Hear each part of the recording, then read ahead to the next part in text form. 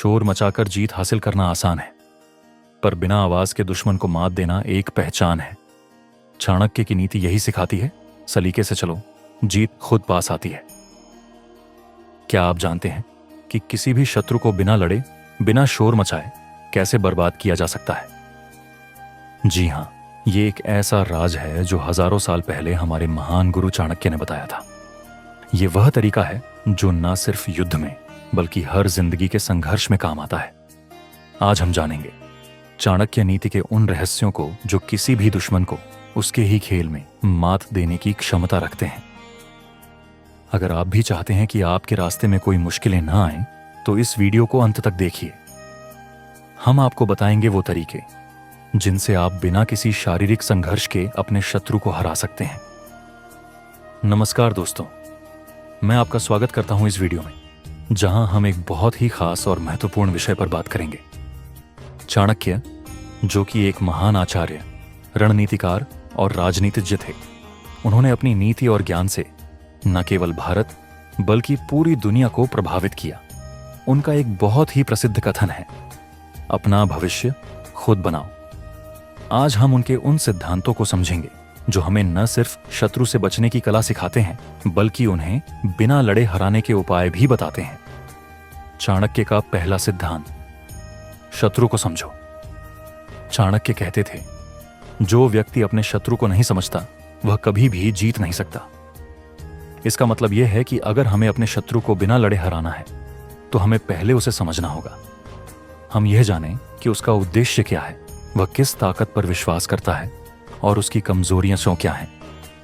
एक समय की बात है, एक राजकुमार ने अपने राज्य के सबसे बड़े शत्रु को हराने की योजना बनाई, लेकिन उसने शत्रु के बारे में पूरी जानकारी नहीं ली। परिणाम स्वरूप वह हार गया। तभी एक बुद्धिमान मंत्री ने उसे बताया, तुम्हें पहले शत्रु को समझने की जरूरत है, तभी तुम उसे मात दे पाओगे। चाणक्य का दूसरा सिद्धांत, शांति से काम लो। चाणक्य की नीति में एक महत्वपूर्ण विचार है, शांति से काम लो।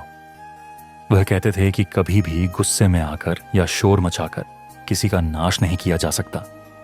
जब आप शांति से अपने शत्रु का मुकाबला करते हैं, तो आप न सिर्फ उसे शांत कर सकते हैं, बल्कि उसकी योजनाओं को भी नष्ट कर सकते हैं।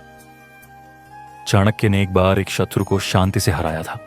उसने शत्रु के सैनिकों को खाने के लिए जहर दे दिया, लेकिन बिना किसी शोर या संघर्ष के।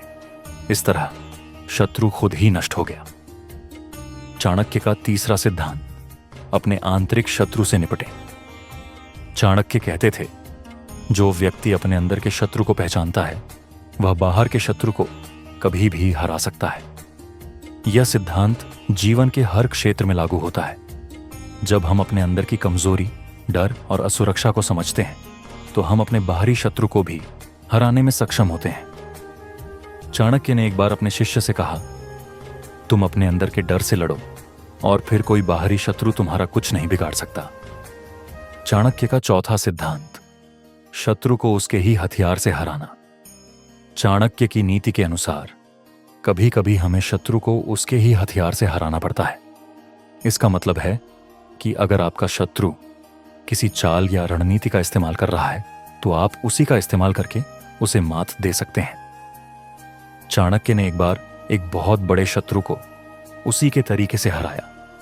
शत्रु ने धोखाधड़ी से राज्य को लूटा, लेकिन चाणक्य ने उसी तरीके से उसकी योजना को उलट दिया और उसे उसी के खेल में मात दी। चाणक्य का पांचवां सिद्धांत, धैर्य और समय का सही उपयोग। चाणक्य कहते थे, धैर्य और समय से बड़ी कोई ताकत नहीं होती। जब आप शत्रु से लड़े बिना उसे हराने का सोचते हैं, तो आपको धैर्य रखना होगा। सही समय पर सही कदम उठाना, यह वह कला है जो चाणक्य ने हमें सिखाई। चाणक्य ने एक बार एक शत्रु को उसकी कमजोरियों का फायदा उठाते हुए धीरे धीरे नष्ट किया। इस दौरान चाणक्य ने अपनी योजनाओं को समय पर लागू किया और शत्रु को हराया। तो दोस्तों, चाणक्य की नीति हमें यह सिखाती है कि शत्रु से निपटने के लिए हमें लड़े बिना भी उसे हरा सकते हैं। यह सिर्फ युद्ध या राजनीति तक सीमित नहीं है, बल्कि यह हर जीवन के संघर्ष में लागू होता है।